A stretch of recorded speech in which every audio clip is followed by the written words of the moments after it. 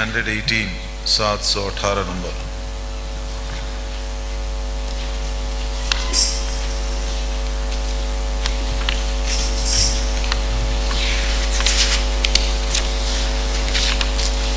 प्रभु यीशु का गुण मैं तो गाऊं, भक्ति उपासना से तुझको भजूं प्रभु, तुझको भजूं। क्षमा चाहते हैं, तेलुगु में गीत नहीं है।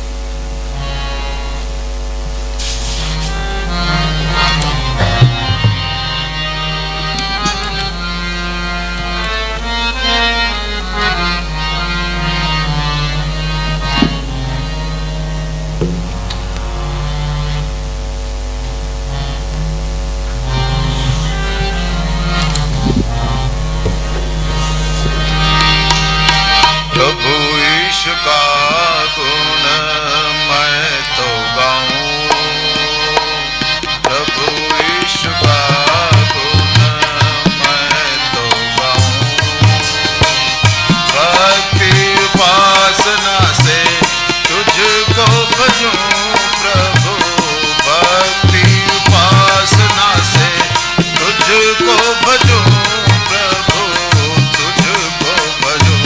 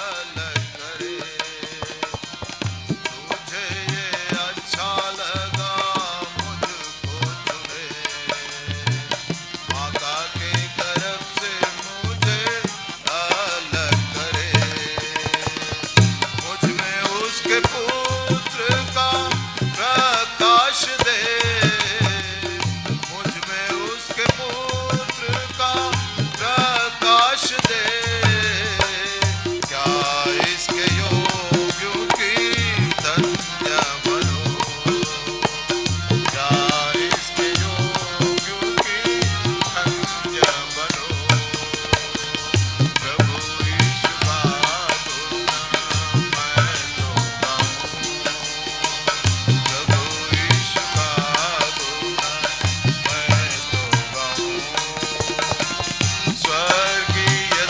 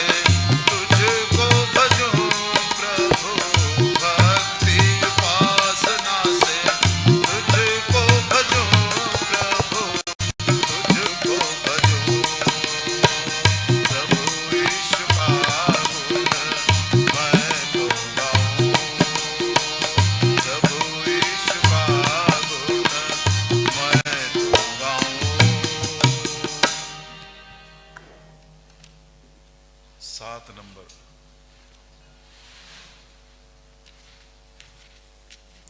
हिंदी सॉन्ग नंबर 7 तेलुगुलो 11 यीशु मेरा चरवाहा मैं उसका गुण गाता हूँ छोटी उसकी भेड़ उसके पीछे जाता हूँ।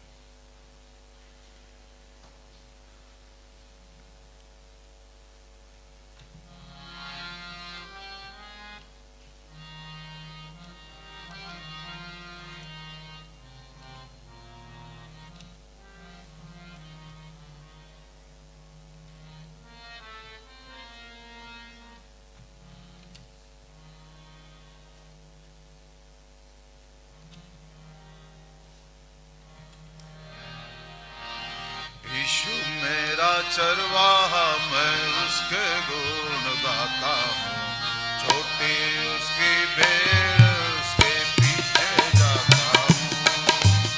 यीशु मेरा चरवाहा मैं उसके गुण गाता हूँ छोटी उसकी भेड़ उसके पीछे जाता हूँ।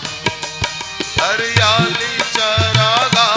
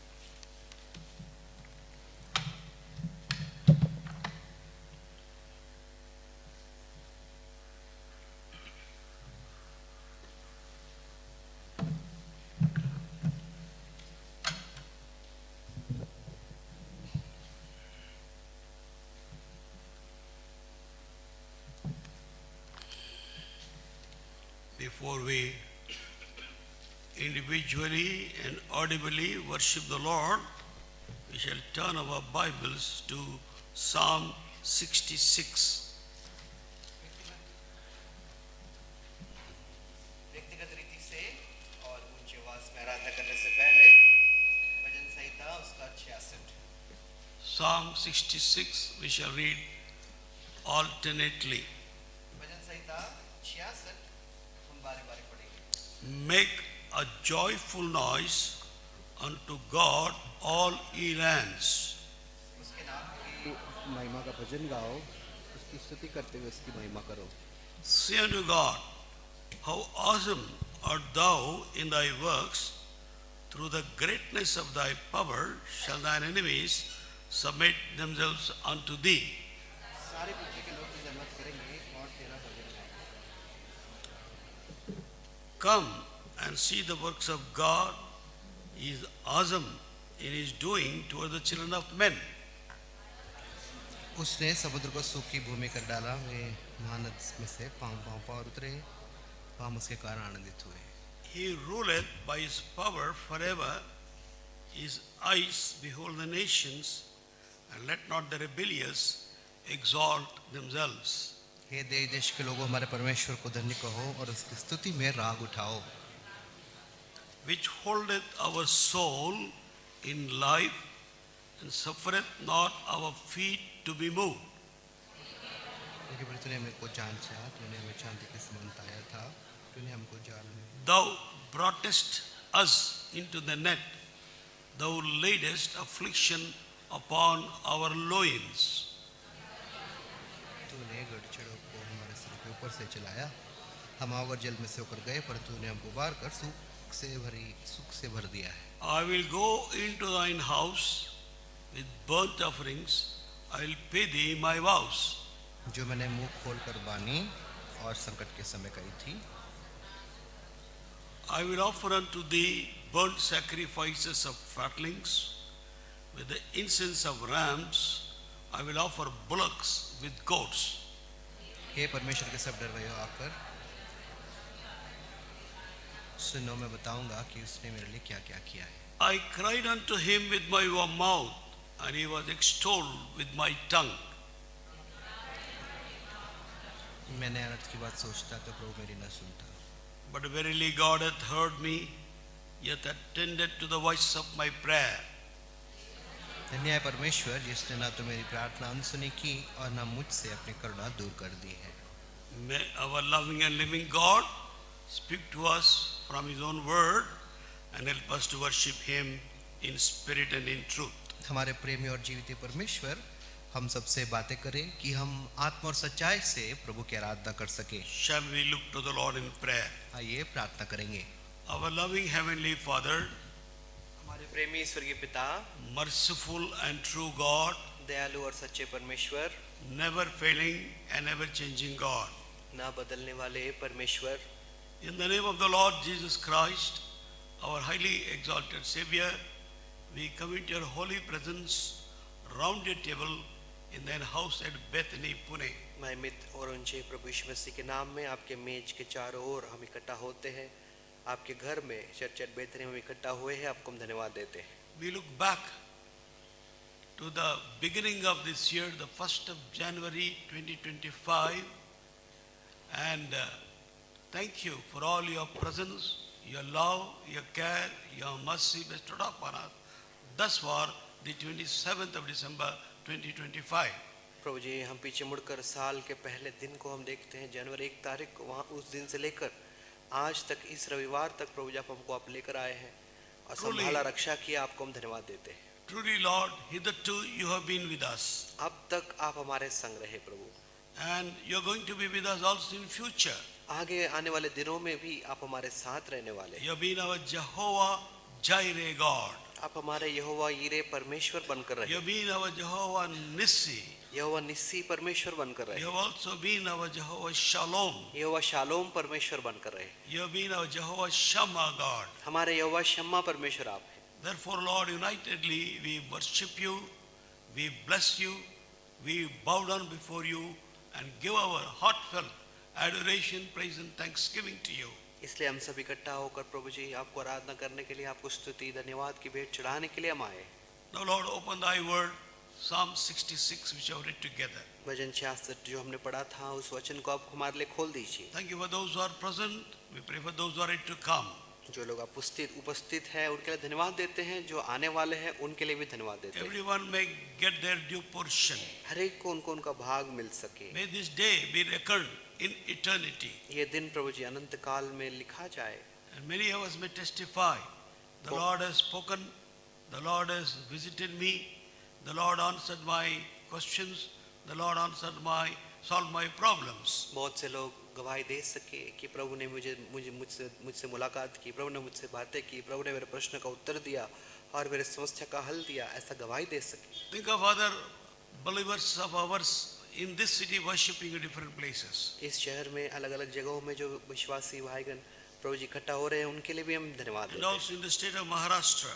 महाराष्ट्र राज्य में भी हम याद करते हैं। And also all the states of India. Bharat देश के प्रभु जी हर भाग में हम याद करते हैं। Especially where there are restrictions and threats like Chhattisgarh, MP and Assam, other places, thy abundant grace may be bestowed upon thy people. विशेष करके छत्तीसगढ़, मध्य प्रदेश, असम जैसे इलाकों के लिए जहाँ पर काफी रुकावटें हैं और प्रभु जी धमकियां भी लोगों को दी जाती है, उनके लिए हम प्रार्थना करते हैं। Manifest your power in abundance आपके सामर्थ को बहुतायत से प्रकट करें and destroy all the works of the devil, because you have come, as you have said, Son of God is manifested to destroy all the works of the devil. शत्रु शैतान के सारे कामों को नाश करे, क्योंकि ऐसा लिखा है, मनुष्य का पुत्र शैतान के कामों को नाश करने आया है।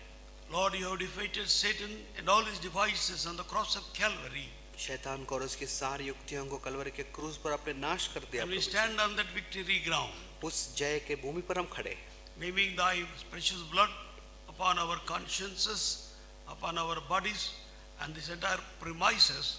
We come into your holy presence and ask this prayer with thanksgiving in the name of our Lord and our Savior, Jesus Christ. हमारे विवेक को, हमारे देह को, प्रभु जी इस पूरे आंगन को आपके लहू के छिड़काव के नीचे लाते हुए, इस प्रार्थना हमारे साथ रहे, ऐसी प्रार्थना करते हुए इस प्रार्थना को प्रभु यीशु मसीह के नाम में हम मांगते हैं। Amen. आमीन। For our understanding, we divide this psalm into three parts. हमारे समझ के लिए भजन संहिता 66 को हम 3 भागों में बांटेंगे। First 4 verses, first part. पहले 4 वचन पहला भाग है। From verse 5 onwards up to verse 12, second part. 5 से लेकर 12 वचन तक दूसरा भाग है। From 13th verse to the end of the psalm, third part.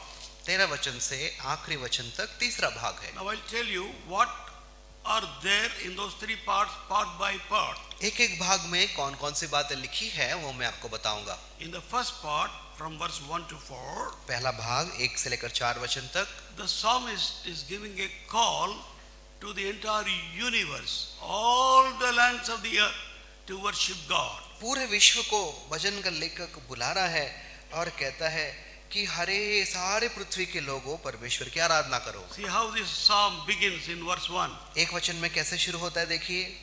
Make a joyful noise unto God, all ye lands. हे सारी पृथ्वी के लोगों परमेश्वर के लिए जय जयकार करो। We find in the world many voices. इस संसार में बहुत सारी आवाजें हमको सुनाई देती हैं। Some voices are meaningless. कुछ आवाजों का कुछ अर्थ ही नहीं होता है। Some voices are threatening.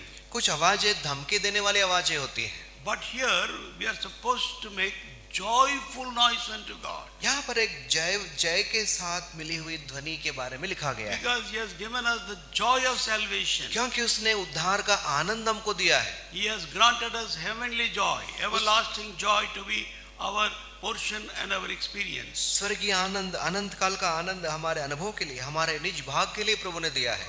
In John 16 verse 22 says, यूहन्ना 16 और उसका 22 वचन, the joy which I give you, which no man shall take it away. यूहन्ना 16 अध्याय का 14 वचन, जो आनंद मैं तुम्हें देता हूँ उसे कोई नहीं हटा सकता। And ye now therefore have sorrow, for I will see you again, and your heart shall rejoice, and your joy no man taketh it away. और कुछ देर तुम्हें खेद होगा क्योंकि मैं तुम्हारे पास से जाऊंगा, लेकिन ये आनंद तुम्हारे पास से कोई भी नहीं ले सकता है। So, and also in John 15:11, the Lord says, यूहन्ना 15 का 11 में प्रभु कहता है, My joy I give it unto you. मैंने ये बातें तुमसे कही कि मेरा आनंद तुम में बना रहे। These things have I spoken unto you, that my joy might remain in you, and that your joy might be full. मैंने ये बातें तुमसे इसलिए कही है कि मेरा आनंद तुम में बना रहे और तुम्हारा आनंद पूरा हो जाए। Not that word, my joy. मेरा आनंद, It's not the joy which the world can give. ये वो आनंद नहीं जो संसार दे सकता है। The world can only give us temporal joy ये संसार जो है केवल तात्कालिक आनंद ही दे सकता by है। eating good food, अच्छा wearing खाना good खाने, dress, having good bike or a good wife or a good husband, good job, good house. You may get the joy. और यहाँ पर अच्छा खाना खाया या अच्छे कपड़े पहने या अच्छा विवाह, अच्छे से विवाह हो गया और अच्छा घर है, ये सारी बातें कुछ देर के लिए आनंद दे सकती But है। they are only temporal. ये केवल तात्कालिक है They will vanish away soon. और बहुत ही जल्दी वो खत्म हो जाता है। But by obeying the words of the Lord Jesus Christ, लेकिन प्रभु यीशु मसीह के वचनों को आज्ञा मानने के द्वारा He says, my joy might remain in you. प्रभु यीशु मसीह कहते हैं कि मेरा आनंद तुम में बना रहे। How can that joy remain? How can we be the recipients of joy? कैसे हम इस आनंद को बनाए रख सकते हैं, कैसे हम पा सकते हैं? By receiving the voice of the words of God in our life. परमेश्वर के वचनों को हमारे जीवन में ग्रहण करने के द्वारा By abiding in Him. और उसमें बने रहने के By द्वारा, abiding in His love. उनके प्रेम में बने रहने के द्वारा, By abiding in His word, we receive that joy. उनके वचन में बने रहने के द्वारा उस आनंद को हम प्राप्त करते हैं। In verse 4 says, abide in me. John 15:4, he says, abide in me. यूहन्ना 15 का 4 में लिखा है, मुझ में बने रहो। Then verse 7, my words abide in you. 7 वचन में लिखा है, मेरे मुझ में बने रहो, मेरा वचन तुम में बना रहे। Then 10th verse, abide in my love. 10 वचन में लिखा है, मेरे प्रेम में बने रहो। 3 things are mentioned. 3 बातें लिखी है। Abide in the person of Jesus Christ. प्रभु यीशु मसीह में बने रहना, Then abiding in the words of the Lord Jesus Christ. प्रभु यीशु मसीह के वचन में बने रहना And abiding in His love. और प्रभु यीशु मसीह के प्रेम में बने रहना। Abiding in means you are grafted into Him. बने रहना You are मतलब, joined to Him. बने रहना मतलब हम उसमें साटे गए हैं, उसके साथ हम जोड़े गए हैं। Then only this joy will become our portion and our enjoyment. तब ये आनंद हमारा व्यक्तिगत होता है और इस आनंद में हम मगन हो जाते हैं। Therefore, in Philippians 4:4, Paul the apostle says, rejoice in the Lord, and again I say rejoice. फिलिपियों के पत्री 4 अध्याय 4 वचन में प्रेरित पौलुस कहते हैं, सदा आनंदित रहो, मैं कहता हूँ सदा आनंदित रहो। From where is he writing those words? ये बातें कहाँ से लिख रहा है? He is writing from a prison cell. एक कारागाह में से लिख रहा है। He is not at liberty like others. हाँ, दूसरों की जैसे वो एक आजाद नहीं है। In fact, सच्ची बात Philippian कहे, believers should have written to Paul saying, Paul, you are going through, you are in imprisonment, you are going through sorrow, you are going through some trouble, so don't worry, Paul, about your suffering, you must rejoice in the Lord. असली बात देखा जाए तो लोग पौलुस के पास आकर कहना चाहिए, पौलुस आप तो जेल में हो, कितना दुख होता होगा, लेकिन हाँ प्रभु में आनंदित रहो, ऐसा लोग प्रोत्साहन करना चाहिए। But on the contrary, Paul is saying to the church at Philippi, rejoice in the Lord. फिलिप्पी कलीसिया से पौलुस कह रहा है कि प्रभु में आनंदित रहो, ऐसा वो कह रहा है। That means Paul had learned the secret of abiding in the person of Jesus Christ. इसका मतलब, Abiding in His word and abiding in His love. इसका मतलब प्रेरित पौलुस प्रभु यीशु मसीह में, प्रभु यीशु मसीह के वचन में, प्रभु यीशु मसीह के प्रेम में बने रहने के रहस्य को सीख गया है। Come back to Psalm 66. Bhajan 66। So therefore psalmist is saying, इसलिए भजन का लेखक कहता है, make a joyful noise unto the Lord. आनंद के साथ जय जयकार करो। Beloved, we are such a wonderful company of God's people. The Lord has delivered us from curse of sin, curse of, hell, and everything,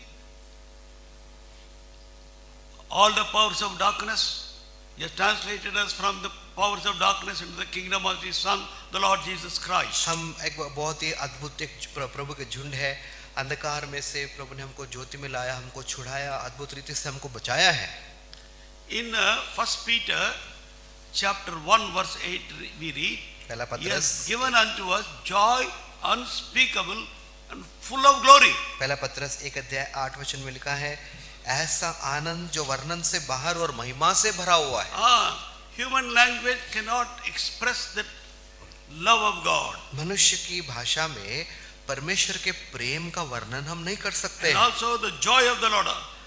परमेश्वर का आनंद के बारे He में लिखा है, rejoices with joy unspeakable and full of glory. वर्णन से बाहर और महिमा से भरा हुआ आनंद के बारे में हम देखते हैं। So therefore, it's time for us as a company of God's people redeemed by His precious blood coming around the Lord's table in God's house to make a joyful noise unto the Lord this इसलिए हम morning. प्रभु के झुंड है जो उसके मेज के चारों तरफ इकट्ठा होकर आनंद के साथ एक जय जयकार की ध्वनि करने हम आए हैं। Then verse 2, दूसरा वचन, sing forth the honor of His name, making His praise glorious. भजन संहिता 66 का दूसरा वचन, उसके नाम की महिमा का भजन गाओ, उसकी स्तुति करते हुए उसकी महिमा करो। So we have come here through this joyful noise. What we should do? We should sing for the honor of the name of the Lord Jesus Christ. परमेश्वर के नाम की महिमा हम गाना चाहिए। His name is far above all, उनका नाम सबसे ऊंचा है exalted far above all principality, might, power and dominion. और सबसे ऊंचा मतलब सामर्थ्य में, प्रभाव में और शक्ति में सबसे ऊंचा है। There is no other name as supreme as the name of the Lord Jesus Christ. जितना महान प्रभु यीशु मसीह का नाम है, उससे महान और कोई नाम नहीं है। After God raised His Son, the Lord Jesus Christ, from death, He has exalted His name far above all principalities, might, power and dominion. जब परमेश्वर ने प्रभु यीशु मसीह को मृत्यु में से जिलाया, उनका नाम सब नामों में ऊंचा नाम कर दिया And He has put everything under His feet और सब कुछ उनके पांव तले कर दिया and made Him as the head of the church. और कलीसिया का सिर बना दिया। And that's the reason we have to sing the honor of the name of the Lord Jesus Christ. इसलिए प्रभु यीशु मसीह के नाम की महिमा हमें गाना चाहिए। And also Peter the apostle says in Acts chapter 4 verse 12, फिर तो के काम 4 अध्याय के 12 वचन में पत्रस कहता है, neither is there any other name given among men whereby men should be saved. और स्वर्ग में या पृथ्वी पर ऐसा नाम दूसरा कोई नहीं जिसके द्वारा मनुष्य उद्धार पा सके। Either in heaven or on the earth or under the earth, there is no other name except the name of Jesus Christ, through whom salvation to mankind is available. किसी दूसरे के द्वारा उद्धार नहीं, क्योंकि स्वर्ग के नीचे मनुष्यों में और कोई दूसरा नाम नहीं दिया गया जिसके द्वारा हम उद्धार पा सके। So therefore we must this morning, what is worship? Worship is nothing but rejoicing in the Lord. आराधना मतलब प्रभु में मगन होना, आनंदित होना, And also sing for the honor of His name. और प्रभु के नाम की महिमा के लिए भजन गाना। Verse 3.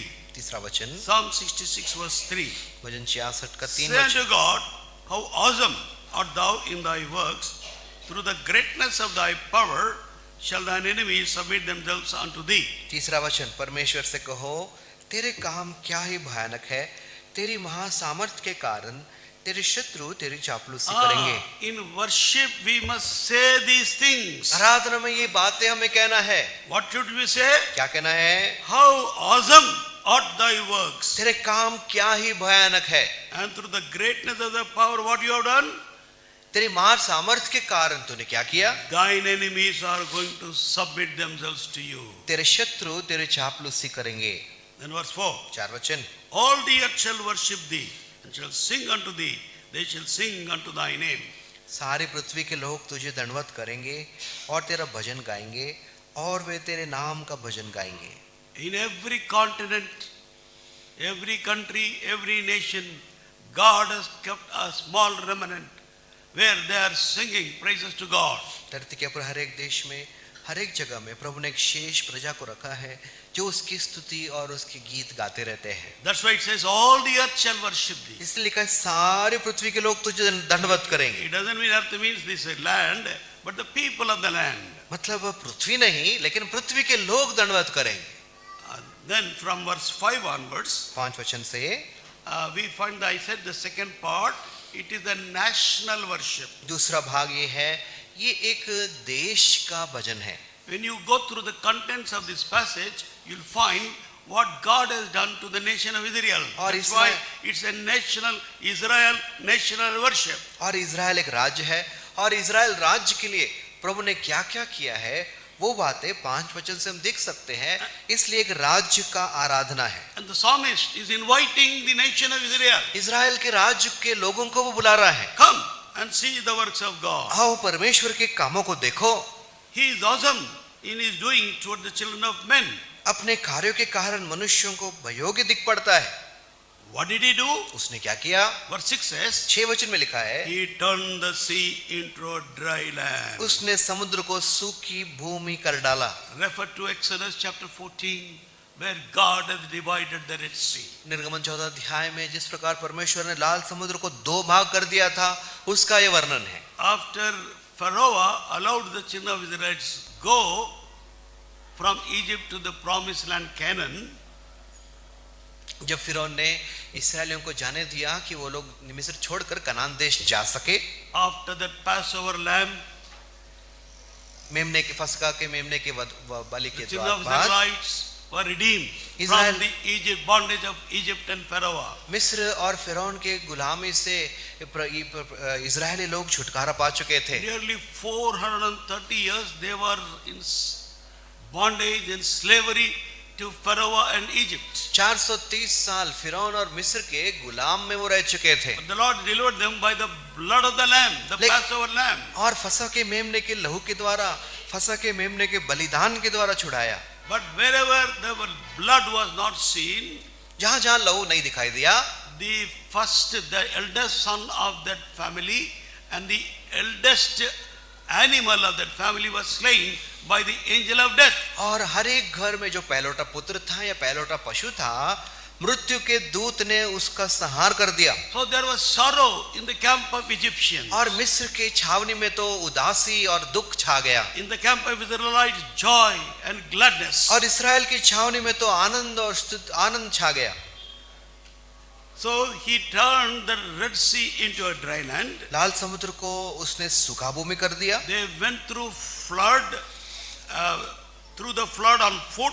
महानद में से पांव पार उतरे, There did we rejoice in him. और वहां हम उसके कारण आनंदित हुए। How did they rejoice? कैसे आनंदित हुए? After children of Israelites came up to the point of the Red Sea, जब इस्राएली प्रजा लाल समुद्र के पास पहुंचे, Pharaoh started with 600 chariots of army to chase them, so that he wanted to bring them back, take them back into Egypt. Pharaoh came in 600 chariots with his men to take Israel back into Egypt. और फिरौन उनका पीछा करते हुए 600 रथों को लेकर इजरायलियों के पीछे पड़ गया कि उनको कैसे भी करके वापस ला सके। But what did God do? लेकिन परमेश्वर ने क्या किया? In a fraction of moment, he removed the wheels of those chariots. कुछ ही क्षणों में उन रथों के पहियों को उखाड़ दिया, Children of Israel passed through the dry land, और इस्राएली लोग सूखी जमीन पर चलने लगे। but soldiers, Pharaoh and soldiers went into the sea, Red Sea. They और thought they can also pass through, chase them through the Red Sea. और फिरौन और उसकी सेनाएं लाल समुद्र के बीच में वो भी चले गए कि हम भी पार कर सके। But the Lord in a fraction of moment removed their wheels. कुछ ही क्षणों में परमेश्वर ने उनके पहिए उखाड़ दिए, And all of them fell into the Red Sea and died. और सब लोग उस लाल समुद्र में गिरकर मर गए। So this is the awesome work which God has done on behalf of the children of the Israelites. Israeli प्रजा के लिए परमेश्वर ने ये अद्भुत काम किए हैं। Then verse 7, 7 वचन, He ruleth by his power forever. His eyes behold the nations. Let not the rebellious exalt themselves. जो अपने पराक्रम से सर्वदा प्रभुता करता है, अपनी आंखों से जाति जाति को ताकता है, हठीले अपने सिर न उठाए। God is sovereign. परमेश्वर सार्वभौम है, He is the sovereign king of the entire universe. और पूरे विश्व में वो सार्वभौम परमेश्वर है। Whether we realize or not, He is a sovereign God. Through His power, He is ruling the nations, ruling your life and my life also. हम इस बात को समझे या ना समझे, परमेश्वर सार्वभौमिक है और वो पूरे धरती पर वो राज्य करता है। And then further, और आगे, God also tried them several ways to prove whether they have real love for Him or not, whether they have faith in God or not. और परमेश्वर ने कई बार उनकी परीक्षा ली कि अपने विश्वास के विषय में क्या वो खरे और सच्चे ठहरेंगे या नहीं। Verse 10. 10 वचन। Psalm 66:10. For thou, O God, hast proved us, thou hast tried us as silver is tried. भजन 66 का 10 वचन, क्योंकि हे परमेश्वर तूने हमको जांचा, तूने हमें चांदी के समान ताया था। Silver, gold and silver are precious metals. In order to purify those metals, they have to go through fire nearly 7 times. सोना और चांदी बहुत ही बहुमूल्य पदार्थ है और इनको परखने के लिए आग में से जाना पड़ता है। In the same way, God has tested children of Israelites, allowed them to go through fiery trials in their lives. इसलिए उनके जीवन में आग जैसे क्लेशों में से प्रभु ने उनको जाने दिया इस्राएली लोगों को। Even in the New Testament also, नए नियम में God भी has taken His people after they are born again through fiery trials. उद्धार पाने के बाद प्रभु ने अपनी प्रजा को उस अग्निमय क्लेश और परीक्षाओं में से ले गया। See please 1 Peter chapter 1 पहला पत्रस उसका पहला अध्याय verse 6 says, 6 वचन कहता wherein है, ye greatly rejoice, though now but for a season, if need be, ye are in heaviness through manifold temptations. इस कारण तुम मगन होते हो, यद्यपि अवश्य है कि अभी कुछ दिन के लिए नाना प्रकार की परीक्षाओं के कारण दुख में हो। नाना प्रकार के परीक्षा, Lord has taken them to नाना प्रकार की परीक्षा. परमेश्वर ने उनको नाना प्रकार की परीक्षाओं में से ले गया। And verse 7, the trial of faith being much more precious than of gold that perisheth, it be tried with fire. God has tested their faith with fiery trials, as gold must be tested in fiery trials, as silver must be tested in fiery trials. और इसलिए है कि तुम्हारा परखा हुआ विश्वास जो आग से ताए हुए नाशवान सोने से भी कहीं अधिक बहुमूल्य है, यीशु मसीह के प्रकट होने पर प्रशंसा और महिमा और आदर का कारण ठहरे। But yet what did God do? तो भी प्रभु ने क्या किया? Coming back to Psalm 66 bhajan 66 and further he says verse 11, 11 thou वचन में लिखा broughtest है, us into the net, thou laidest affliction upon our loins. तूने हमको जाल में फंसाया, हमारी कटी पर भारी बोझ बांधा था। He has put them as if, suppose a bird is by the fowler caught and put into a cage or a net, the bird cannot go anywhere. जैसे एक जाल में एक पक्षी को फंसाते हैं और पक्षी कहीं जा नहीं सकता, वैसे उनका दशा हो गया। Or any animal we put into a cage, it cannot go out anywhere. एक पिंजरे में एक जानवर को डाल दिया तो जानवर कहीं पर भी नहीं जा सकता। Like that they are saying, Israel are saying, you have brought us into the net. Israeli लोग यही कह रहे हैं कि तू हमें जाल में फंसाया है You have laid affliction upon our loins. और हमारी कटी पर भारी बोझ बांधा था And also caused men to ride over our heads. और तूने घुड़चढ़ों को हमारे सिर के ऊपर से चलाया। We went through fire and water. हम आग और जल में से होकर गए।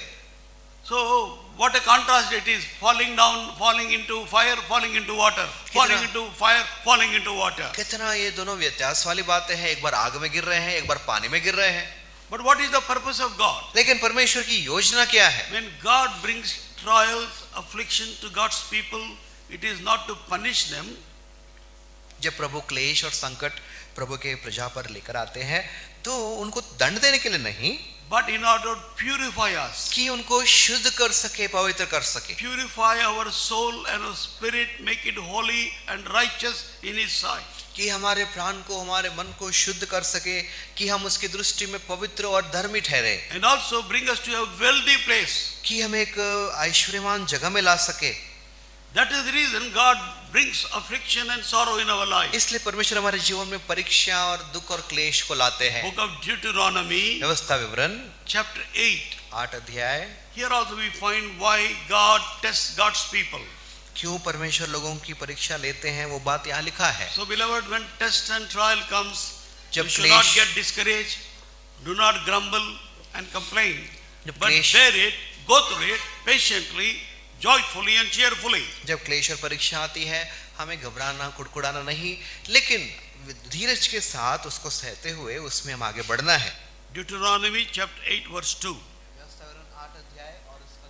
And thou shalt remember all the way which the Lord thy God led thee these 40 years in the wilderness, to humble thee and to prove thee, to know what was in thine heart, whether thou wouldest keep his commandments or no. और स्मरण रख कि तेरा परमेश्वर यहोवा 39 वर्षों में से तुझे सारे Mic नहीं है. मार्ग में से इसलिए ले आया कि वो तुझे नम्र बनाए, तेरी परीक्षा करके यह जान ले कि तेरे मन में क्या क्या है और कि तू उसकी आज्ञाओं का पालन करेगा या नहीं। God brings tests and trials in our life to humble us. हमारे जीवन में परीक्षाएं इसलिए आती हैं कि हमें नम्र बनाए। By nature, we are all proud people. स्वाभाविक रीति से हम तो बहुत घमंडी लोग हैं। Some element, measure of pride is always in our life. None of us are free from it. घमंड का कुछ न कुछ दर्जा हमारे जीवन में होता ही है और इससे कोई आजाद नहीं है। Many times we are proud of our own religion, our language, our province, our riches, our wisdom and our education. कोई धर्म के बारे में, कोई पढ़ाई के बारे में, कोई अपने इलाके के बारे में, कोई अपनी भाषा के बारे में, कई बातों में घमंड करते रहते हैं। So therefore God takes us through fiery trials, tests in order to humble us. इसलिए अग्निमय परीक्षाओं में से प्रभु ले जाता है कि हमें नम्र बनाए। A person who is really humble before God knows how to evaluate himself. जो परमेश्वर के सम्मुख नम्र है वो ही अपने आप को ठीक से जांच सकता है। Pride makes us to evaluate ourselves greater and superior than others. और घमंड जो है वो घमंड हमें दूसरों से अपने आप को अच्छा दिखाता है। We try to esteem or evaluate ourselves what we are not. हम वो अपने बारे में सोचने लगते हैं जो हम है ही नहीं। But God allows tests and trials to humble us to evaluate ourselves properly in the sight of God. लेकिन प्रभु हमारे जीवन में क्लेश और परीक्षाएं लाता है कि अपने बारे में हम सही सही जान सके। That's why humility is called as mother of all virtues. इसलिए सारे गुणों की माँ नम्रता ऐसा कहते हैं। That's why Jesus Christ humbled himself. इसलिए प्रभु यीशु मसीह ने अपने आप को नम्र किया। He was obedient to the Father even unto the death of the cross. Colour के क्रूस के मृत्यु तक भी पिता के आज्ञाकारी रहा। He took the place of a servant एक दास का स्थान, दास का जगह उन्होंने लिया and washed the feet of the disciples, और चेलों के पांव को धोया, including the feet of a betrayer, including the feet of a denier. और एक धोखा देने वाला और पकड़ाने वाले का भी पांव धोया। Who are that धोखा देने वाला? Judas Iscariot. धोखा देने वाला कौन है? यहूदा इस्करियोत है। Who is the one who denied? और इनकार करने वाला कौन है? Peter. पतरस है। Then later on, you think other disciples were also good? दूसरे चेले अच्छे थे क्या? No. नहीं। They all forsook him and went away. वे सब प्रभु यीशु मसीह को छोड़कर भागने वाले When थे। time had come, not a single disciple, including John the apostle, who used to lean on the bosom of Jesus Christ, also forsook and went away. वो सारे चेले यूहन्ना भी जो प्रभु यीशु मसीह के बाजू पर रहता था वो भी छोड़कर चला गया। Matthew's Gospel, मत्ती सुसमाचार chapter 26, 26 verse अध्याय 56. 56 वचन। For all this was done, that the scripture of the prophets might be fulfilled. Then all the disciples forsook him and fled. परंतु यह सब इसलिए हुआ कि भविष्यद्वक्ताओं के वचन पूरे हो, तब सब चेले उसे छोड़कर भाग गए। So God, beloved, allowed tests and trials in our lives प्रभु हमारे जीवन में परीक्षाओं को आने देता है to humble us कि हमको नम्र करे and to test us and see what is in our heart towards him. हमको नम्र करे और परीक्षा करे कि हम प्रभु के प्रति हमारे मन में क्या क्या है। And also in his heart he wants to bless us doubly. लेकिन प्रभु के दिल में यही इच्छा होती है कि हमको दोगुना आशीष दे सके। Why did God allow so much of suffering in the life of Job? अय्यूब के जीवन में क्यों परमेश्वर ने इतनी परीक्षाएं आने दी? Going by the worldly standards, संसार he की was the दृष्टि most में देखा जाए तो most righteous man upon the earth. धरती पर बहुत ही धर्मी व्यक्ति था। There was no man like the man Job, अय्यूब जैसा कोई भी व्यक्ति नहीं था one who feared God, eschewed all forms of evil. जो परमेश्वर का भय मानता था और हर बुराई से दूर रहता था। Even when all his sons and daughters died, everything got lost, yet he praised God and thanked God, never complained against God. और In all उसके- that, Job sinned not. और उसके बेटे मर गए, संपत्ति नाश हो गई, बच्चे मर गए, सब खत्म होने के बाद भी ये बात लिखा है अय्यूब ने अपने मुंह से कोई अपराध नहीं किया। But what was in the heart of God? लेकिन परमेश्वर के हृदय में क्या था? He wanted to bless him doubly. कि अय्यूब को 2 गुना आशीष दे And सके, he did so. और ऐसा किया भी। If you compare the riches in the first chapter of Job and the riches of Job in 42nd chapter, you will find out God indeed blessed him doubly. और अय्यूब पहले अध्याय में अय्यूब की संपत्ति का गिनती यदि आप करें और अय्यूब 42 अध्याय के साथ तुलना करें तो ये बात सच है कि प्रभु ने उसको 2 गुना आशीष दिया। So in this passage, Psalm 66, भजन 66 में from verse 5 onwards, भजन 66 और उसका up to 5, 12, nation of Israel is called upon to worship God. भजन 66 के 5 में इज़राइल के देश को ये बुला रहा है कि प्रभु की आराधना That करें। means now, in what way it is concerned to us, you may ask me. आप कहेंगे इससे हमारा क्या संबंध है? We are Israel of God. हम परमेश्वर के Church of इज़राइल God हैं। is the Israel of God. प्रभु का कलीसिया परमेश्वर का इज़राइल है। So therefore, we also have that privilege as a church, as the corporate body of Christ, as nation of Israel called upon to worship God. We also are called upon to worship Him. इसलिए हम भी एक समूह परमेश्वर के झुंड होकर हम भी बुलाए जाते हैं कि हम प्रभु की आराधना कर सके। Where it is written that we are the Israel of God, हम परमेश्वर के इस्राएल हैं, ऐसा कहाँ लिखा है? turn with me to Galatians chapter 6. गलतियों की पत्री उसका 6 अध्याय, Galatians and chapter 6, गलतियों उसका 6 अध्याय verse 16. उसका 16 वचन। 6th chapter, verse 16 of Galatians. And Galatians. as many as walk according to this rule, peace be on them and mercy and upon the Israel of God. जितने इस नियम पर चलेंगे उन पर और परमेश्वर के इस्राएल पर शांति और दया होती रहे। So he wrote that word Israel of God. परमेश्वर का इस्राएल। So all the privileges which God has given to Israel nation, He is now imparting even to the church of the living God. और हर एक धन्यता जो इस्राएल देश को दी गई थी आज प्रभु के कलीसिया को प्रभु वो बातें दे रहा है। Whatever promises God has made to Abraham, He is now extending to every believer also. जो जो वायदे प्रभु ने अब्राहम को दिए थे वो भी हर एक विश्वासी तक वो पहुंच रहे हैं। Galatians chapter 3. गलतियों की पत्री 3 अध्याय, Galatians and chapter 3, गलतियों 3 अध्याय verse 13 and 14. 13 और 14 वचन। Christ has redeemed us from the curse of the law, being made a curse for us. For it is written, cursed is every one that hangeth on a tree.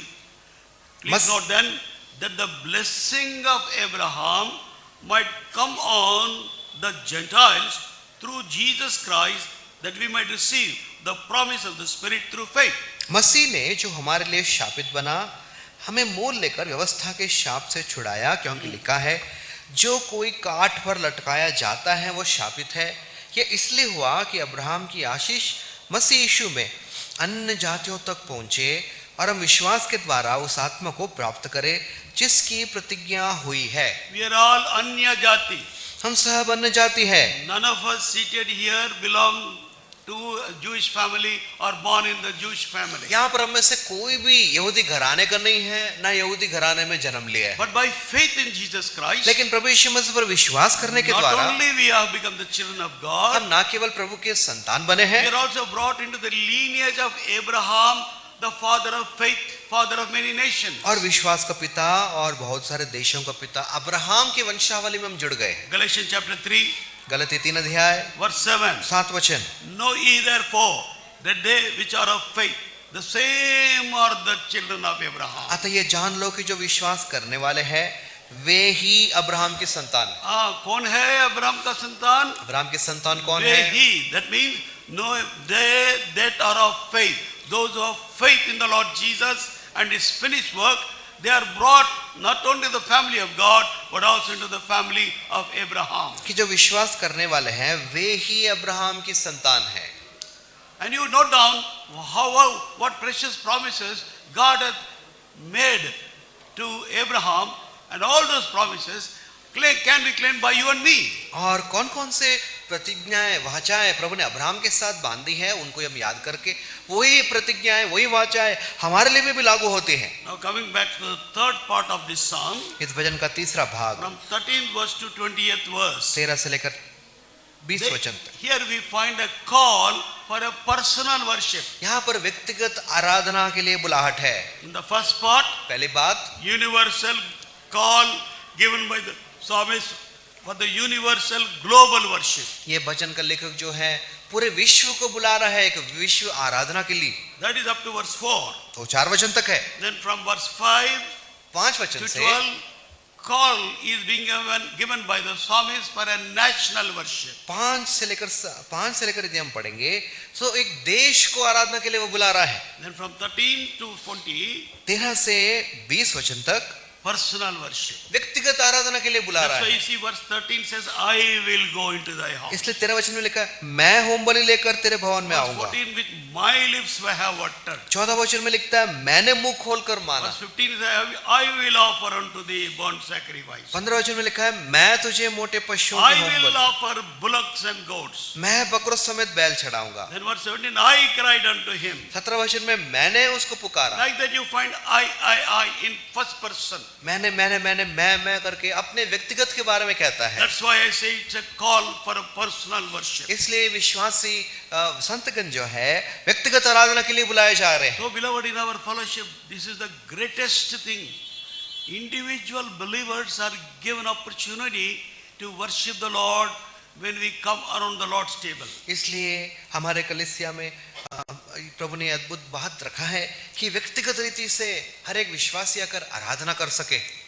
All frontline churches, they don't. They only sing. Worship means they only sing. Corporately they sing together and call it as worship. और जो जाने माने कलीसियाएं दुनिया में पाए जाते हैं वो व्यक्तिगत आराधना पर ध्यान नहीं देते, लेकिन सब लोग मिलकर इकट्ठा होकर कुछ गीत गा लेते हैं और उसी को आराधना कहते हैं। In our fellowship, individuals are worshiping God. हमारे कलीसिया में हम इस बात को देखते हैं कि व्यक्तिगत रीति से आराधना की जा रही है। Here the psalmist says, I will offer burnt sacrifices. इसलिए भजन का लेखक कहता है मैं होम बलि चढ़ाऊंगा।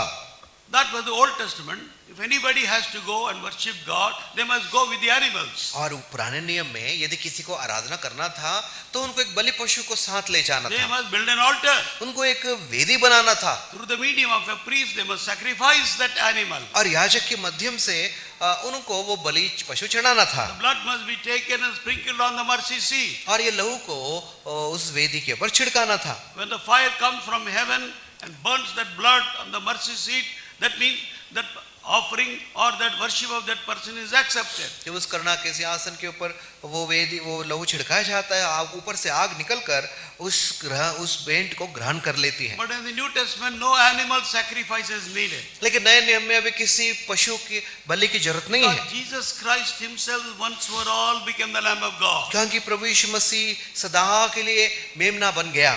He is offered on our behalf. हमारे बदले में उन्होंने बलिदान दे दिया। Now in the New Testament, we only come with the worship the Lord with fruit of our lips. अभी नए नियम में हम होठों के फल लेकर आते हैं कि उसकी आराधना कर सके। Hebrews chapter 13, इब्रानी 13 verse अध्याय 15. 15 वचन। By him therefore, let us offer the sacrifices of praise to God continually, that is the fruit of our lips, giving thanks to his name. इसलिए हम उसके द्वारा स्तुति रूपी बलिदान अर्थात उन होठों का फल जो उसके नाम का अंगीकार करते हैं परमेश्वर को सदा चढ़ाया करें। That's why with sincerity and truth we must worship God. इसलिए खराई और सच्चाई से हमें आराधना करना We है। should never utter words which are not truthful in our lives. हमारे जीवन में उन बातों के बारे में उन बातों को नहीं बोलना है जो हमारे जीवन में सच नहीं है। With the sincerity and truth we must take part in the Lord's table. With sincerity and truth also we must worship the Lord. खराई और सच्चाई से प्रभु के मेज में भाग लेना है। खराई और सच्चाई से ही हम प्रभु का आराधना करना है। Where do we read that? ये बात कहाँ पढ़ते हैं? John's Gospel, यूहन्ना सुसमाचार chapter 4.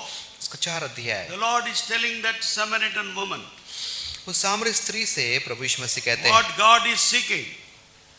प्रभु क्या ढूंढ रहे हैं? Verse 24, God is a spirit, and they that worship him must worship him in spirit and in truth. यूहन्ना 4 अध्याय 24 वचन में परमेश्वर आत्मा है और अवश्य है कि उसकी आराधना करने वाले आत्मा और सच्चाई से आराधना करें। And how to take part in the Lord's table? प्रभु की मेज में कैसे भाग लेंगे? Come to 1 Corinthians chapter 5, पहला कोरिन्थियों का 11 अध्याय verse 8. 8 वचन। Therefore, let us keep the faith, not with the old leaven, neither the leaven of malice and wickedness, but with the unleavened bread of sincerity and truth. Note that word, unleavened bread of sincerity and truth. पहला कोरिन्थी 5 अध्याय उसका 8 वचन। इसलिए आओ हम उत्सव में आनंद मनावे, न तो पुराने खमीर से, न बुराई और दुष्टता के खमीर से, परंतु सीधाई और सच्चाई की अखमीरी रोटी से। Why it says unleavened bread? क्यों ये अखमीरी रोटी है? There should be no malice. That means there should be no malice, there should be no guile or any sort of defilement in our lives. क्योंकि हमारे जीवन में ना कोई किसी प्रकार का भी बुराई और दुष्टता नहीं होनी चाहिए। Not in our iota of malice should be there when we take part in the Lord's table. एक छोटा सा भाग भी हमारे अंदर बुराई और दुष्टता नहीं होनी चाहिए। Now come back to Psalm 66. Bhajan 66 Psalmist is saying, verse 16, he also gives a call. भजन 66 में भजन का लेखक Come भी and hear all that fear God. I will declare what he had done for my soul. भजन 66 और 66 का उस 16 वचन में वो सबको बुला रहा है, हे परमेश्वर के सब डरवैयो आकर सुनो, मैं बताऊंगा उसने मेरे लिए क्या क्या किया है। I will declare. Come and hear. I want to declare to all of you what God has done to my soul. मैं बताऊंगा उसने मेरे लिए क्या क्या किया है। Come to Psalm 116. Bhajan 116 verse 7. 7 वचन। Return unto thy rest, O my soul, for the Lord hath dealt bountifully with thee. भजन 116 उसका 7 वचन, हे मेरे प्राण तो अपने विश्राम स्थान में लौटा, क्योंकि यहोवा ने तेरा उपकार किया है। Psalmist is talking to his own soul and telling to his soul, the Lord has done bountifully with you. प्रभु ने verse 7 में है, हे मेरे प्राण तो अपने विश्राम स्थान में लौटा, क्योंकि यहोवा ने तेरा उपकार किया है। and verse 8, 8 वचन में, thou hast delivered my soul from death, mine eyes from tears, and my feet from falling.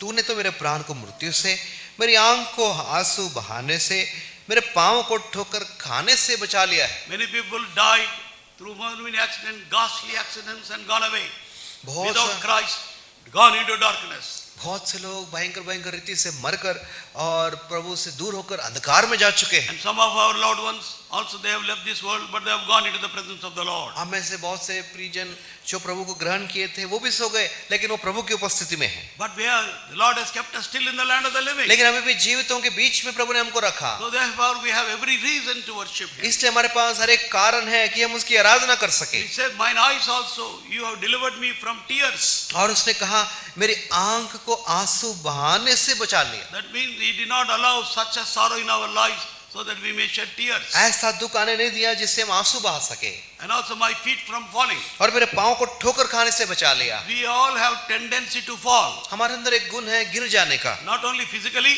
भौतिक रीति से ही नहीं, spiritually also there is tendency to fall, falter and fail in our lives. आत्मिक रीति से भी विफल होने का, गिरने का आदत हमारे जीवन में है। We are standing today spiritually आज आत्मिक जीवन में हम यदि हम खड़े हैं and also physically, that means God's mercy, God's goodness towards us, not our merit. आत्मिक जीवन में, भौतिक जीवन में यदि आज हम खड़े हैं तो इसका मतलब ये है केवल परमेश्वर का करुणा दया है, हमारा कोई अच्छी बात और गुण नहीं। Because the Lord is dealing with us bountifully. क्योंकि उपकार उसने मेरे लिए किया है। Verse 12, 12 वचन, what shall I render unto thee for all these benefits? यहोवा ने मेरे Towards लिए, me. 12 वचन, यहोवा ने मेरे जितने उपकार किए हैं उनका बदला मैं उसको क्या दूं। Let us pause for a while. कुछ देर के लिए हम रुक जाएंगे। Go back to the past of your life when you are born in this world.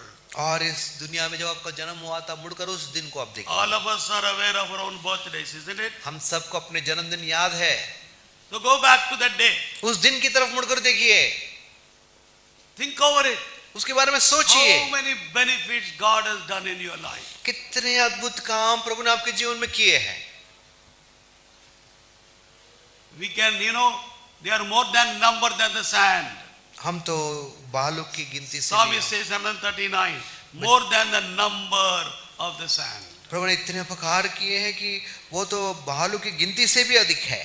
Indeed, God has done so many benefits in my life. I can't reckon, I can't count. इतने उपकार प्रभु ने मेरे जीवन में किए, मैं उनको गिन भी नहीं सकता। Lord has been my benefactor. प्रभु मेरा लाभदायक रहा, मेरे लिए लाभदायक रहा है। I am God's beneficiary. मैं प्रभु से लाभ उठाया हूँ।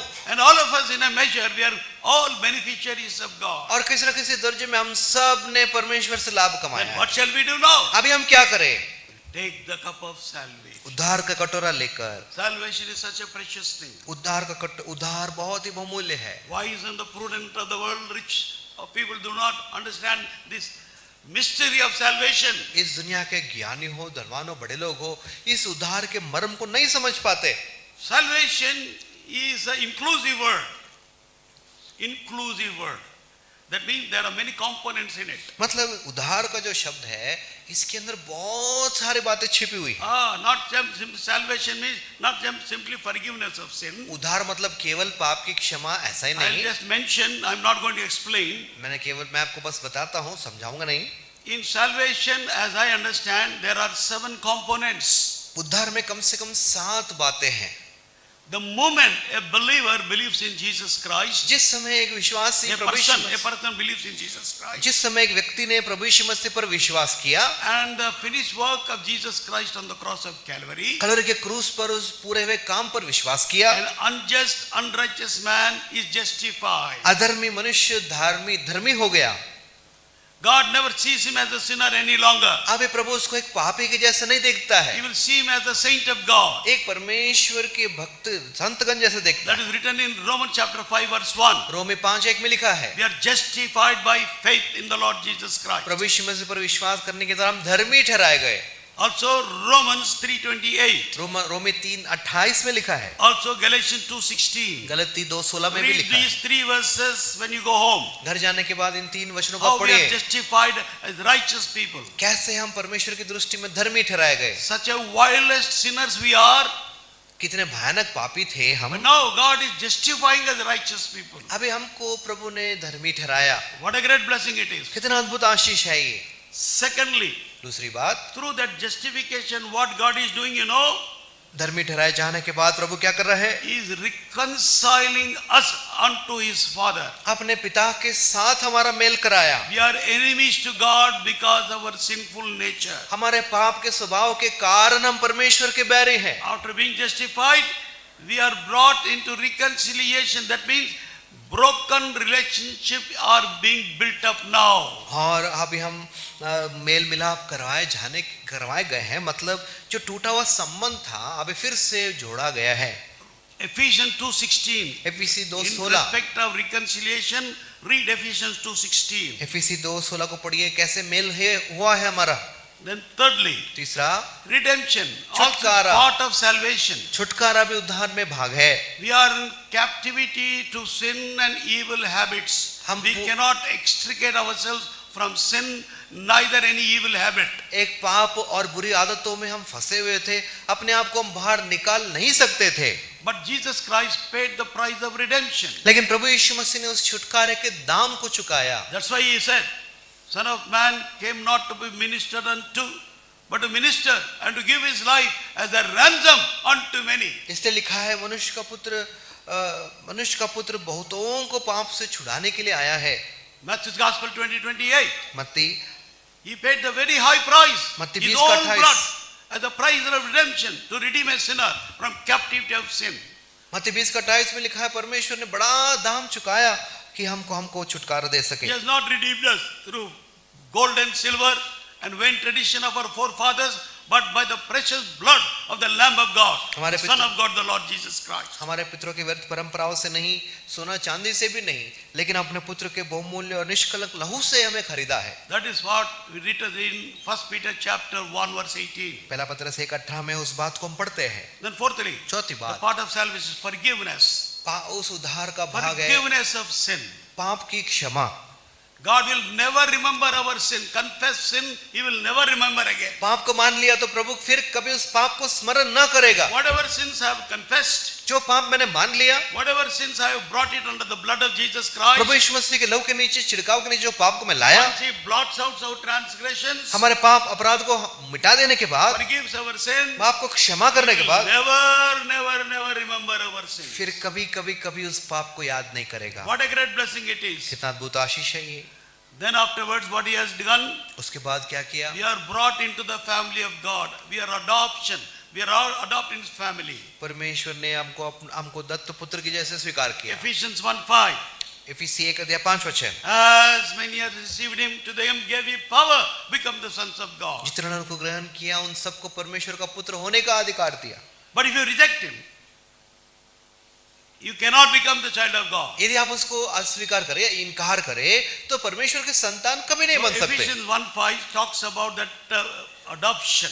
इफिसी 1:5 में उस दत्त पुत्र, लेपालक पुत्र की बात लिखी These गई। 5 components happen instantaneously as soon as a sinner believes in Jesus Christ और ये- and confesses his sin. जैसे ही एक व्यक्ति क्षमा मांगता है, प्रभु से पश्चाताप करता है, उसी समय ये 5 बातें एक ही बार हो जाती I है। repeat again. फिर से दोहराता हूँ, Justified, धर्मी ठहराए गए, reconciled, मेल मिलाप कराए गए, redeemed, छुटकारा हुआ, forgiven, क्षमा किए गए, adopted into the family of God. परमेश्वर के संतान में लेपालक पुत्र की तरह ग्रहण किए गए। Then sixthly, 6वीं बात, sanctification.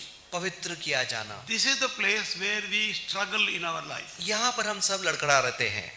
So daily sanctification, just as we wash our body daily, जिस प्रकार हर we दिन have हम to नहाते wash हैं, our sins daily, because through evil thoughts, evil motives, wrong motives, words and deed, defilement comes again and again in our life. जिस प्रकार हर दिन हम नहाते हैं, उसी प्रकार कई बुरे विचार, व्यर्थ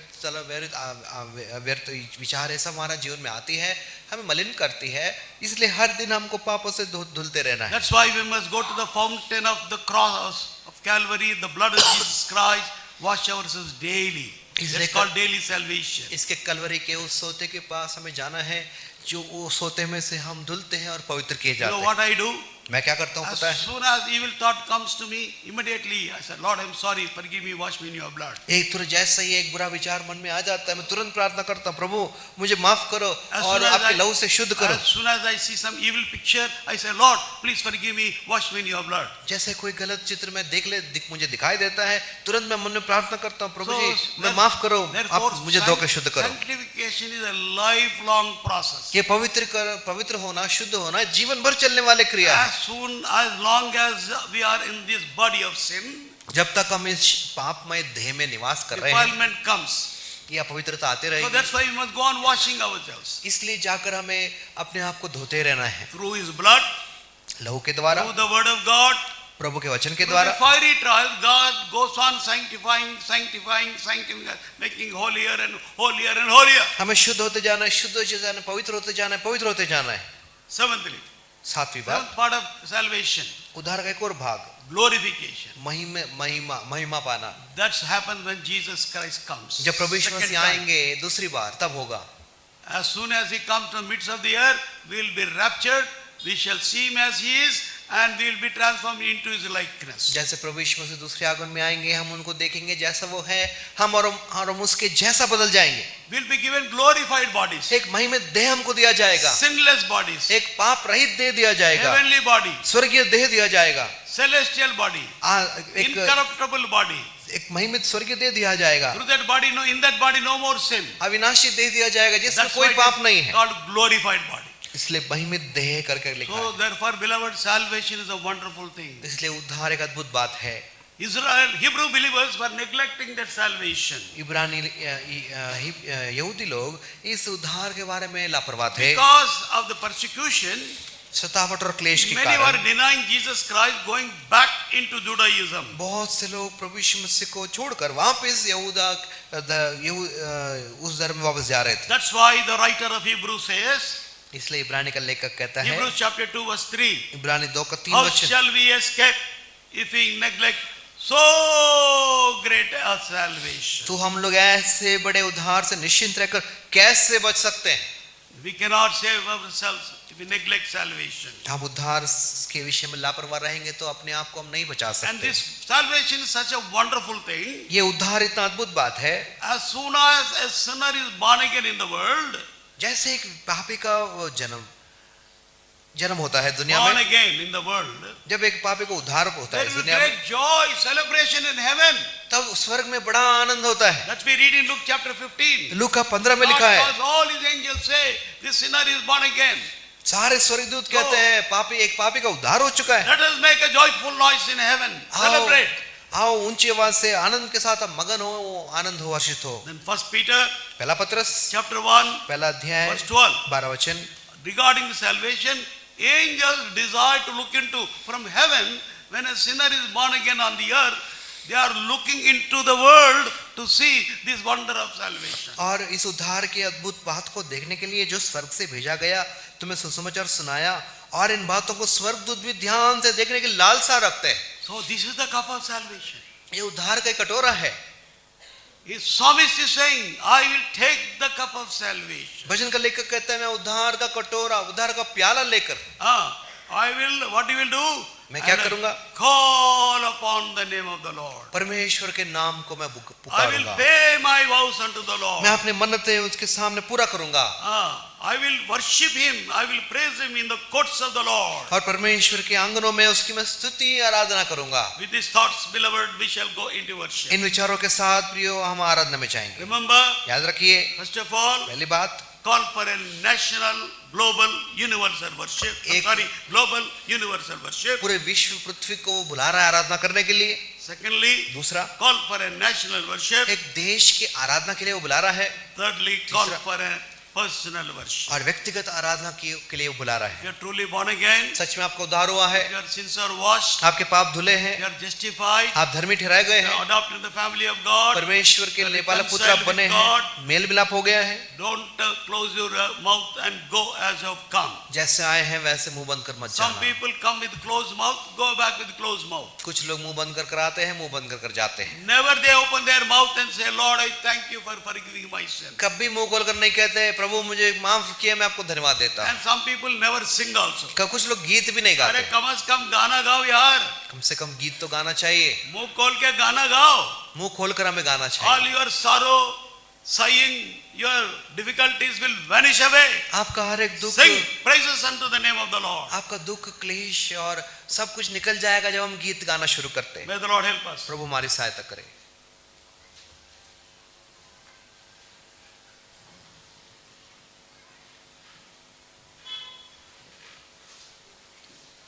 खड़े होकर एक आयत गाते हैं, गीत नंबर 30 में से, सॉन्ग नंबर 30 वर्स नंबर 1। तेलुगुलो 47। संडे स्कूल के बच्चे उस समय अपने क्लास के लिए चले जाएं, और बीच का जगह पूरा खाली है। सब भाई सामने आकर जितना भी खाली उसको भर दीजिएगा। हे सारी पृथ्वी के लोगों, यहोवा की स्तुति तुम करो, आनंद करते सन्मुखाओ, जय जयकार सदा करो। हे सारी के लोगों, यहोवा की स्तुति तुम करो, काम सामर्थी उस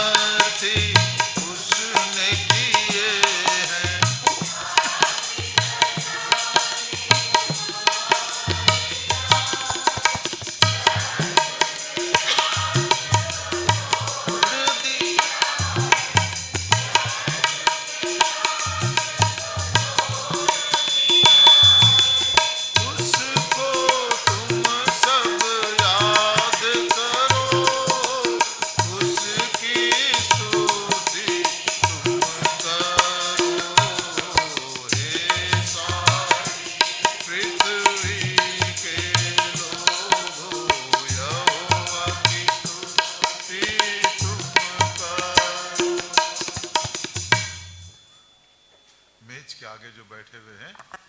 आपका पहला समय है आराधना का, एक भाई एक बहन करते जाइए और उसके पश्चात पीछे जो बैठे हो आपको भी हम समझ लेंगे। जो भी अच्छी सेहत में है घुटना टेक सकते हैं, जरूर घुटना टेकिएगा।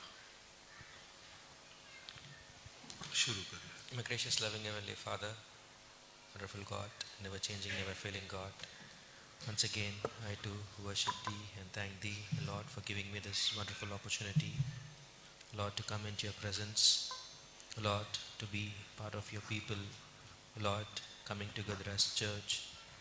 Lord, truly, Lord, You have given me this great gift of salvation. Lord, You have come down, Lord, from that heaven, Lord, You have come down to this earth. You died for me on the cross. Lord, You have shed Your precious blood for me on the cross. Lord, You have given me, Lord, this eternal life. I worship You and thank You, O Lord. Not just that, O Lord, I worship You and thank You, O Lord, for You have dealt with me bountifully, O Lord. Lord, You have, Lord, helped me, Lord, in every situation, O Lord. Lord, You helped me, delivered me, Lord, from death, and also, Lord, from my eyes, O Lord, from tears, and my feet from falling. O Lord, every moment, O Lord, You have taken care of me, O Lord, this past year. O Lord, every, Lord, moment in my life, Lord, You have dealt with me, Lord, so graciously. Lord, what can I render unto You, Lord, for all this goodness, for all this, Lord, faithfulness that You have shown towards me. Lord, I just lift up my cup of salvation and offer my worship in most exalted name of my dear Lord and Savior, Lord Jesus Christ. आमीन। मेरी प्रेमी अनुग्रहकारी दयालु करुणामय विश्वास योग्य पवित्र पवित्र परमेश्वर पिताजी, सर्वशक्तिमान सर्वज्ञानी सर्वव्यापी परमेश्वर, सारा सृष्टिकर्ता परमेश्वर, मेरा सृजनहार, मेरा तारनहार, मेरा पालनहार परमेश्वर, धन्यवाद स्तुति करते हैं प्रभु जी। इस साल का जनवरी महीने का 1 तारीख से लेकर इस दिन का इस समय तक प्रभु जी आपने हमें मेरा दिन रात प्रभु जी आप मेरा साथ रहा, मुझे आपने संभाला प्रभु जी। अब जीवितों का बीच में इस साल का आखिरी पवित्र दिन तक प्रभु जी आपने हमें लेकर आया प्रभु जी। धन्यवाद स्तुति लाखों लाखों करते प्रभु जी। आप कितना विश्वास योग्य परमेश्वर है प्रभु जी, आपका समान आपके तुल्य दूसरा कोई भी नहीं है। आप एकमात्र स्तुति आराधना का महिमा का बड़ाई का प्रशंसा का योग्य परमेश्वर है प्रभु जी। मैं आपको नम्र और दीन होकर आपका आराधना स्तुति करते हैं प्रभु जी। आप प्रभु जी मुझे जैसा पापी को भी आपने सनातन प्रेम से प्रेम किया प्रभु जी। प्रेम के खातिर प्रभु जी अपना प्रिय पुत्र प्रभु यीशु मसीह को इस पाप भरा दुनिया में भेजकर बहुत बड़ा दाम देकर मुझे खरीदा है प्रभु जी। मुझे प्रभु जी मेरा सारा पापों को आपने क्षमा दिया, इस महान उद्धार में लेकर आया प्रभु जी। आपके साथ प्रभु जी हमारा मेल मिलाप किया प्रभु जी। मैं आपको धन्यवाद स्तुति करते हैं प्रभु जी। प्रभु जी आपने प्रभु जी मेरा प्रभु जी दत्तक पुत्र बनाया प्रभु जी मुझे प्रभु जी। मैं आपको धन्यवाद स्तुति करते हैं प्रभु जी, धन्यवाद करते हैं प्रभु जी। एक धन्य आशा भी दिया है, आप जल्दी आने वाला है, तभी आप जब आएगा प्रभु जी हो आपके साथ प्रभु जी महिमा में प्रवेश करेंगे। इस धन्य आशा में हर समय बने रहने के लिए आप मेरा अभी तक आपने सहायता किया प्रभु जी। मैं आपको धन्यवाद स्तुति करते प्रभु जी। अनगिनत है प्रभु जी आपका उपकार, मैं गिनने से बाहर है प्रभु जी। मेरा सोचने से मेरा मांगने से बढ़कर प्रभु जी आपने आशीषों का ऊपर आशीष देकर यहाँ तक आप लेकर आया प्रभु जी। मैं क्या दे सकता है प्रभु जी, जो कुछ है प्रभु जी सब कुछ आपका ही है प्रभु जी। मैं क्या दे सकता है, मेरा प्राण आत्मा शरीर मैं आपके हाथों में सौंपते हुए छोटी सी आराधना का बेड़ मेरा उद्धार करता प्रभु यीशु के मीठे नाम से आपका चरणों पर रखती हूँ प्रभु जी। सुनो और स्वीकार करो प्रभु जी। आमीन। प्रेमी प्रभु जी धन्यवाद स्तुति करते हैं। मुझे भी प्रभु जी श्री से आपका संतों के साथ मिलकर आपका चरणों में आने के लिए प्रभु जी आपने सहायता किया, धन्यवाद करते हैं। पीछे मुड़कर जब देखते हैं प्रभु जी अनगिनत है, गिनने से बाहर है प्रभु जी आपका सारे आशीष। महान उद्धार का अनुभव में लेकर आने के बाद हर दिन प्रभु जी आप मुझे संभालता है, चलाता है प्रभु जी। संगति में बने रहने के लिए अभी तक आपने सहायता